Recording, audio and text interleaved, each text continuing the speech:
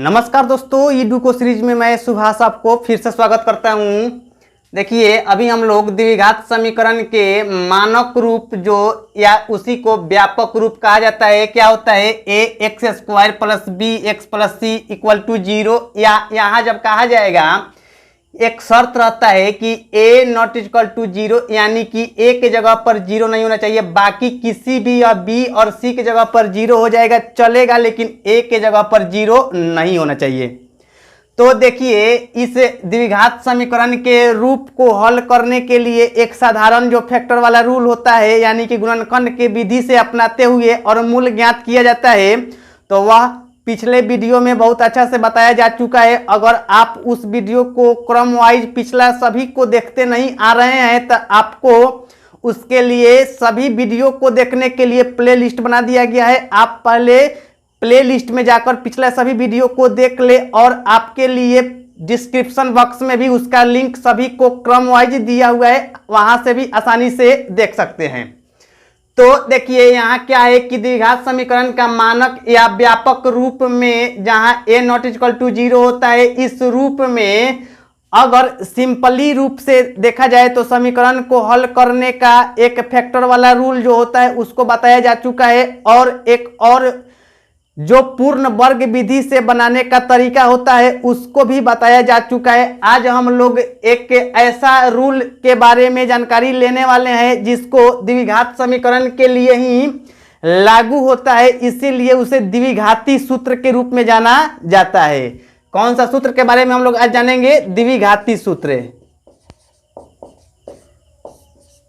द्विघाती सूत्र, या इसी सूत्र को एक जो गणितज्ञ थे, इसके बारे में जो बताने वाले गणितज्ञ थे उनका नाम था श्रीधार्याचार्य, इसीलिए इस नियम को श्रीधार्याचार्य नियम के नाम से भी जाना जाता है। तो अगर ऑब्जेक्टिव में पूछ दे भाई, मतलब कभी कभी ऐसा भी हो सकता है कि ऑब्जेक्टिव में कह देता है कि द्विघाती सूत्र क्या होता है या श्रीधार्याचार्य नियम क्या होता है, तो वह श्रीधार्याचार्य नियम चाहे द्विघाती नियम एक ही रूल को कहा जाता है, क्योंकि वह जो नियम दिया हुआ है श्रीधार्याचार्य नाम के गणितज्ञ के द्वारा दिया गया था। श्रीधार्याचार्य नियम। तो देखिए, श्रीधार्याचार्य नियम में क्या कहा जाता है, अगर जो समीकरण होता है a x square plus b x plus c equal to 0, जहां a नॉट इक्वल टू 0 यह तो होता ही है, यहाँ अगर यह इस रूप में द्विघात समीकरण के रूप में कोई फैक्टर दिया होगा और आसानी से उस फैक्टर को गुणनखंड विधि से अगर नहीं टूटने वाला होगा, या उसी को कहा जा सकता है कि पूर्ण वर्ग विधि से भी नहीं बनाना है, तो उसके लिए एक गणितज्ञ जो श्रीधार्याचार्य थे वह अपने ओर से अपने रिसर्च के आधार पर एक नया तरीका पेश किए थे, जिस नियम को श्रीधार्याचार्य नियम के रूप में जाना जाता है। और उनके द्वारा जो दिया हुआ नियम था क्या है, ध्यान से समझना है मूलों को ज्ञात करने के लिए। होता है सूत्र x बराबर यहां minus b plus minus root under b square minus 4ac by 2a। ध्यान देना है क्योंकि इस सूत्र को थोड़ा सा याद रखना मुश्किल होता है। क्या होता है, x बराबर माइनस बी, यहां यह पद को लिखा जाता है माइनस में, minus b plus minus root under b square minus 4ac by 2a। इसी नियम पर बैठाकर और समीकरण को हल कर दिया जाता है। जिस समीकरण को हल करने का यह तरीका अपनाया जाता है, इसीलिए उसको द्विघात का ही दो घात का अलग अलग मूल ज्ञात किया जा सकता है इसी नियम से लगाकर। एक बार यह प्लस के साथ में अलग मान प्राप्त हो जाता है और एक बार यह माइनस के साथ में अलग मान प्राप्त हो जाता है, अर्थात दो अलग अलग द्विघात का रूप तैयार हो जाता है। तो यहाँ दो अलग अलग मूल ज्ञात हो जाने के कारण से ही इसी को द्विघाती सूत्र के नाम से जाना जाता है। तो अब हम लोग इसी द्विघाती सूत्र के आधार पर कुछ सवाल देखेंगे। देखिए, एक चीज एक ध्यान से ना समझना है कि यहाँ जो यहाँ लिखा हुआ है बी स्क्वायर माइनस में 4ac, आगे अगले टॉपिक में एक और अंतिम इस चैप्टर के अंतर्गत अंतिम टॉपिक मिलने वाला है विविक्तर या उसी को विवेचक कहा जाता है। तो विवेचक क्या होता है? विवेचक होता है डी से सूचित किया जाता है, जिसको बोला जाता है डी बराबर बी स्क्वायर माइनस में 4ac, यह इसका सूत्र होता है डी का मान। और यह विवेचक अर्थात विविक्तर कहिए विभवांतर कहिए, इसका मान अगर डी का मान हो सकता है कभी 0 से बड़ा भी हो जाता है, कभी 0 के बराबर भी होता है और कभी 0 से छोटा अर्थात निगेटिव में भी इसका मान होता है। तो 3 अलग अलग कंडीशन होता है, जो कि 3 अलग अलग कंडीशन के आधार पर उसका मूल का अलग अलग अस्तित्व होता है। तो उससे संबंधित अगले वीडियो में उसका सिलेबस बताया जाएगा। लेकिन आज अभी फिलहाल इतना समझना है कि यह द्विघाती सूत्र को अप्लाई करते हुए इस सूत्र के आधार पर और किसी भी फैक्टर को हल किया जाएगा। तो आसानी से कभी कभी इस रूप में लिखा जाता है या इसी को एक अलग स्टेप में भी लिखा जा सकता है, x बराबर -b plus minus root under इतना के बदला में हम लोग क्या कर सकते हैं, d लिख सकते हैं और बाई 2a। अर्थात कहने का अर्थ यह है कि इतना भी लिखा जाएगा तो वह भी द्विघाती सूत्र है, या इतना भी लिखा जाएगा वह भी द्विघाती सूत्र है। क्यों? क्योंकि d बराबर ही होता है बी स्क्वायर माइनस में 4ac, जो कि यही बी स्क्वायर माइनस में 4ac के बदले में आसानी से d लिखा जा सकता है। देखिए अब हम लोग क्वेश्चन नंबर उदाहरण नंबर 10 क्या है सवाल, इसको देखेंगे और इसमें द्विघाती सूत्र से हल करने के लिए बोल रहा है। तो देखिए बोल रहा है कि प्रश्नावली 4.1 के प्रश्न संख्या 2 के 1 को द्विघाती सूत्र से हल कीजिए। यानी कि हम लोगों को सबसे पहले प्रश्नावली 4.1 में जाना है और उसके अंतर्गत क्वेश्चन नंबर 2 के 1 को द्विघाती सूत्र को अप्लाई करते हुए बनाना है।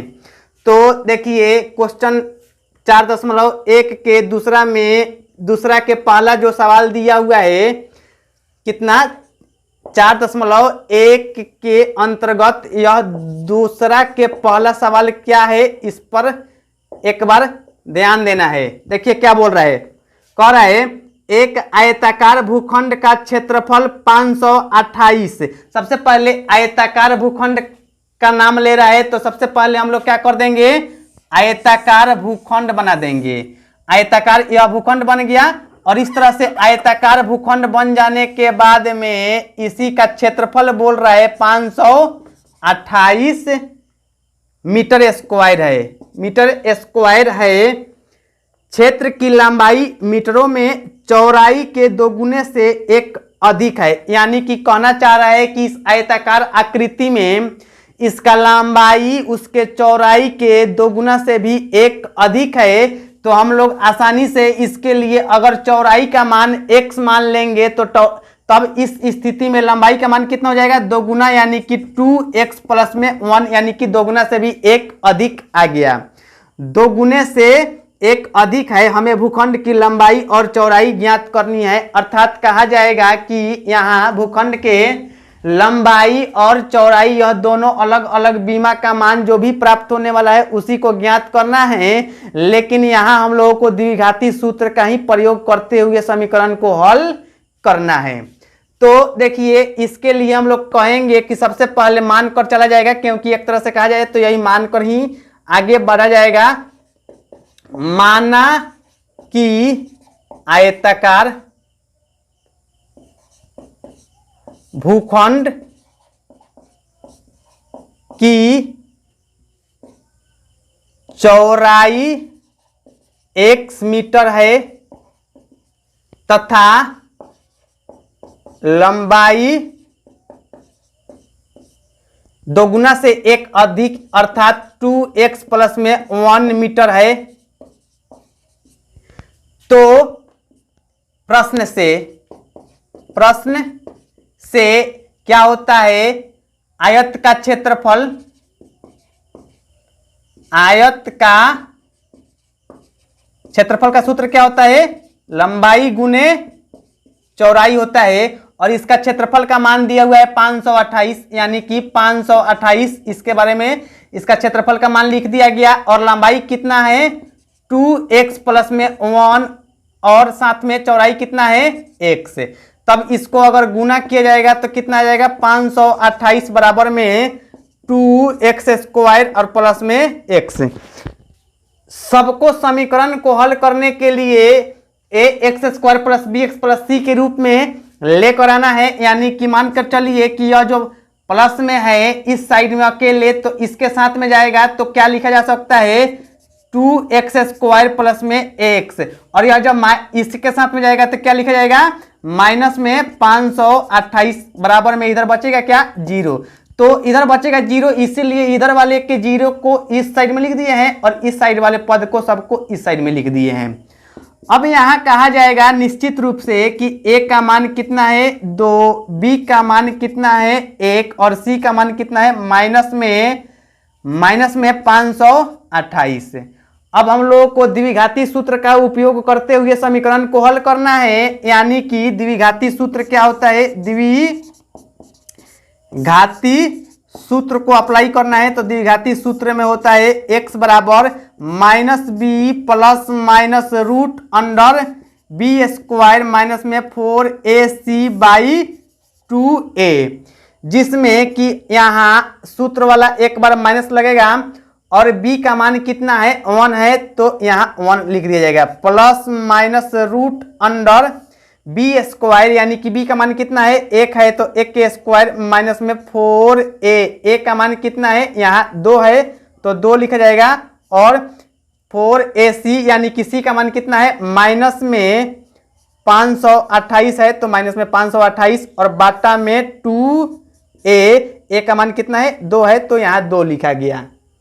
अब आगे देखिए, इसके बाद यहाँ क्या हो जाएगा -1 प्लस माइनस रूट अंडर 1 और इसको गुना किया जाएगा सभी पदों को आपस में, तो यहाँ कितना हो जाएगा 4 दूनी 8 और 8 में इसमें गुना हो जाएगा कितना 528 है, 528 में जब 8 से गुना होगा तो देखिए क्या होगा, ध्यान देना है 8 64 64 हारसीन 6 और 8 दूनी 16 और 6 22 हारसीन 2 8 25 40 और 2 42, यानी कि कहा जाएगा कि इसका मान कितना है माइनस माइनस प्लस में 42 24 बट्टा में 4। उसके बाद देखिए यहाँ -1 प्लस माइनस रूट अंडर, यह जब एक साथ मिल जाएगा तो 4224 और एक मिल के हो जाएगा 4225, 4225 बट्टा में 4। अब यहाँ 4225 का वर्गमूल निकाल कर देखा जाएगा कि 4225 का वर्गमूल कितना आ रहा है। देखिए इसको अलग से हम लोग यहाँ वर्गमूल निकालेंगे 42 और 25 का। सबसे पहले क्या होता है कि इसमें जोड़ा लगा दिया जाता है और जोड़ा लगाने के बाद में इधर बच कितना गया है, इधर बचा हुआ है 42, यानी कि कितना से जाएगा 6 से जाएगा, तब 6 से जाएगा तो यहाँ से अगर हम लोग लेंगे तो कितना हो जाएगा 36, जो कि अब घटेगा मान तो कितना आएगा 6 और इधर से 25, 6 6 12। अब देखिए इसमें ऐसा कितना मान सेटिंग किया जाए जिससे कि समीकरण पर किसी तरह का प्रभाव भी नहीं पड़ने देगा। अगर हम लोग 5 5 रखेंगे तो क्या हो जाएगा 50 25 हारसीन 2 5 दूनी 10 2 12 हारसीन 1 5 1 6, यहाँ से यह कट गया सब। अब उसके बाद में यह 5 है तो यहाँ भी 5 लिखा जाएगा और यहाँ 5 5 10 2 1 3 और 1 यहाँ मिलके कितना हो गया 130, यहाँ 65 और इधर कितना आ गया 130, यानी कि 65 के दोगुना 130 जो आया है तो हम लोगों का वर्गमूल का मान 100% सही निकला हुआ है। तो कहा जाएगा कि -1 प्लस माइनस इसका वर्गमूल कितना आ गया है 65 बट्टा में 4। अब इसी को एक बार प्लस के साथ में इस मान को ज्ञात करना है और एक बार माइनस के साथ में मान को ज्ञात करना है।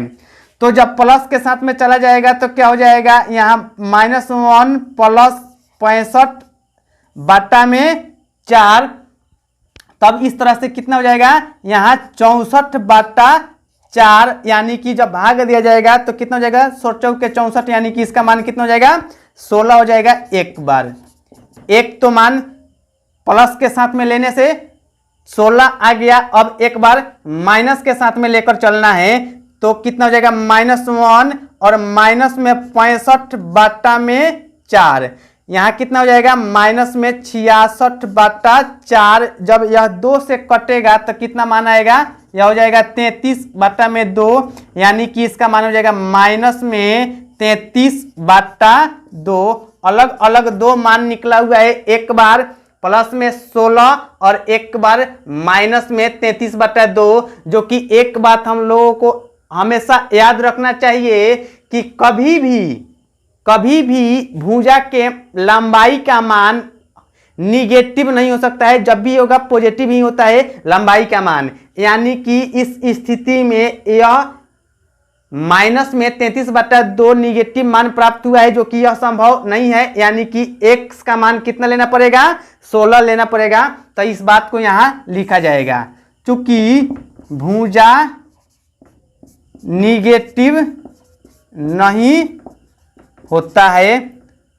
अतः x बराबर 16 होगा। और जब x बराबर 16 होगा तो इस स्थिति में चौड़ाई का मान, जो कि x मानकर हम लोग चले हुए हैं, तब इसको चौड़ाई का मान जो x माना गया है तो x का मान 16 मीटर हो गया।